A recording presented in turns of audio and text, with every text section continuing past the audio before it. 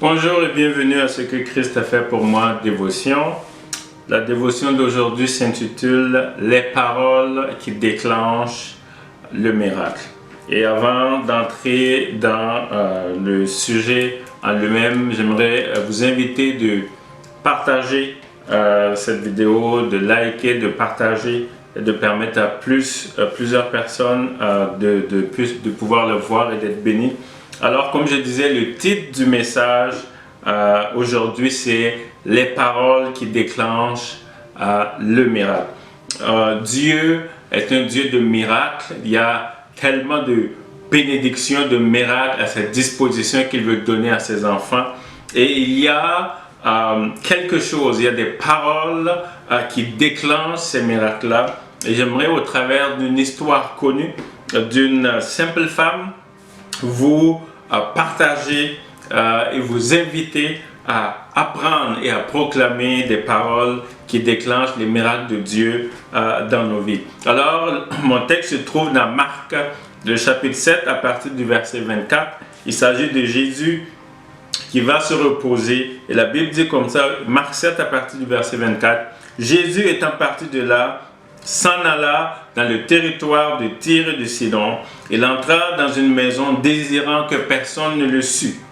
Mais il ne put rester caché, car une femme dont la fille était possédée d'un esprit impur entendit parler de lui et vint se jeter à ses pieds. Cette femme était grecque, syro-phénicienne d'origine. Elle le pria de chasser le démon hors de sa fille. Jésus lui dit, « Laisse d'abord les enfants se rassasier, car il n'est pas bien de prendre le pain des enfants et de le donner aux petits chiens. » « Oui, Seigneur, lui répondit-elle, mais les petits chiens sous la table mangent les miettes des enfants. » Alors, il lui dit, « À cause de cette parole, va, le démon est sorti de ta fille. » Et quand elle rentra dans sa maison, elle trouva l'enfant couché sur le lit, le démon étant sorti. Donc, on connaît l'histoire de cette femme. La Bible prend le soin de mentionner qu'elle est grecque syro-phénicienne. Ça veut dire qu'elle ne fait pas partie de la tribu d'Israël. Elle ne fait pas partie des élus. Elle est considérée comme une païenne, n'ayant pas accès maintenant aux privilèges des enfants de Dieu. Et la Bible marque cela. Mais cette femme entend parler de Jésus. Jésus est fatigué, il va se reposer, il veut se tenir seul. Mais cette femme entend parler de lui, va à lui et dit, il y a un démon qui tourmente ma fille.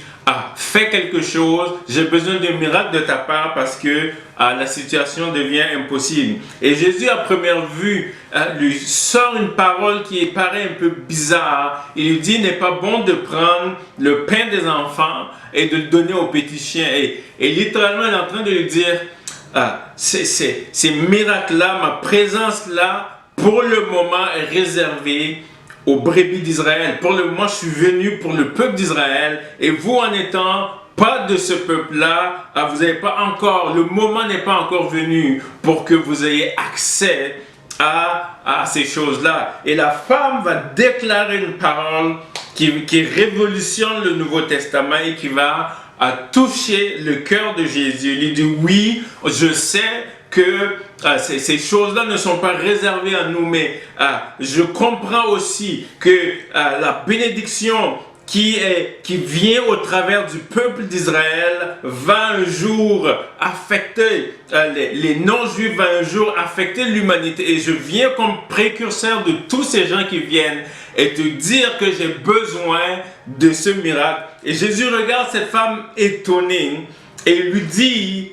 à cause de cette parole, va, le démon est sorti de ta fille. Et la version parole vivante a dit comme ça, à cause de ce que tu viens de dire, va, le démon vient de quitter ta fille. Une parole qui va déclencher un miracle. Et j'aimerais vous dire qu'il y a encore des miracles disponibles pour nous aujourd'hui. Mais ça prend des paroles de foi. La foi, c'est comme la monnaie d'échange dans une banque, tu envoies cela et on te décaisse, on libère les sous, on libère ce qui t'appartient. Et Jésus lui dit, à cause, tu viens de déclarer une parole de foi, tu viens de déclarer une parole qui a ouvert le ciel pour ta vie. Et j'aimerais t'inviter aujourd'hui, nous inviter aujourd'hui, toi qui attends peut-être un miracle, toi qui attends quelque chose d'extraordinaire de la part de Dieu, te dire qu'il y a des paroles qui sont des paroles qui déclenchent les miracles et ce sont des paroles de foi. Tu as besoin aujourd'hui de déclarer des paroles de foi, des paroles qui vont déclencher le miracle dans ta vie. Pas des paroles de défaite, pas des paroles de malédiction, pas des paroles de tristesse, de dépression, mais des paroles qui vont déclencher des miracles, des paroles de foi. Alors, quelle que soit ta situation aujourd'hui, le ciel attend, les anges attendent qu'il y ait une parole, ce genre de parole-là, ce genre de parole de foi qui déclenche le miracle. Et Jésus n'a même pas eu besoin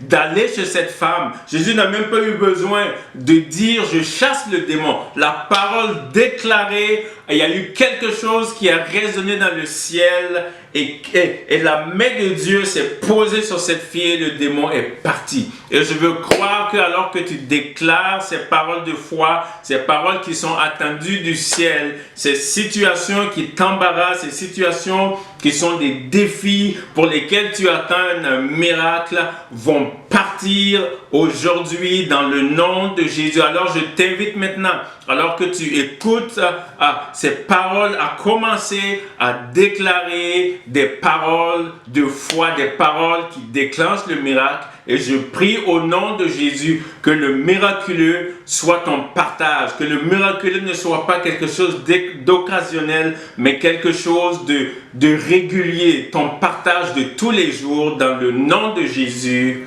Amen. Soyez bénis et que sa grâce soit sur vous. Amen.